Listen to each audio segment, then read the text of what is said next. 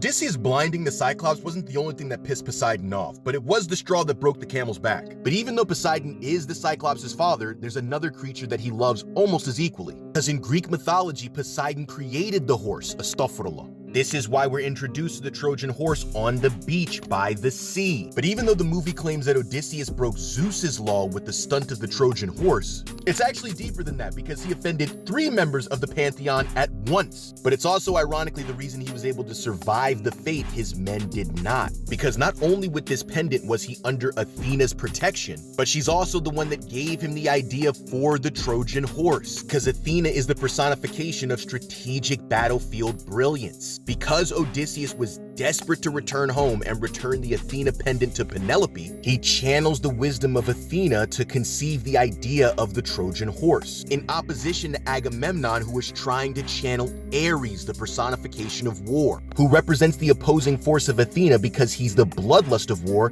where she's the strategic brilliance of war. In that bloodlust, Agamemnon's men decapitated a statue of Athena, and this is why Athena appears to Odysseus in flashes throughout the movie.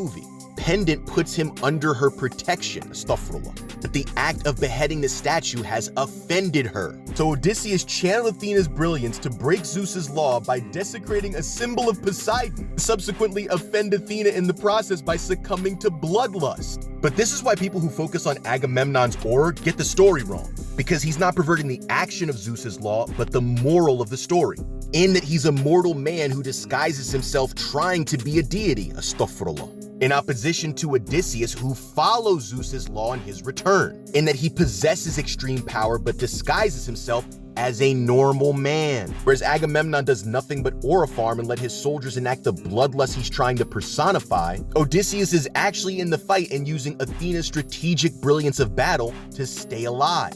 He doesn't delight in the bloodlust, which is why he's the only man that doesn't turn into a pig on Circe's island. Not only does the pendant protect him and allow him wisdom to see through the trap, Stophrula, but unlike his men, he's disgusted by the bloodlust he had to enact. Because Agamemnon is trying to channel Ares the minute war is over, he's murdered. And this is the reason why in the original story, Athena, who's supposed to be the opposite of Ares, disguises Odysseus as a beggar, but that's another story for another day. It's these universal themes that make the Odyssey a timeless classic of a story. But even though the Odyssey is one of the greatest stories of all time, Homer's got a long way to go before he's fucking with the real GOAT.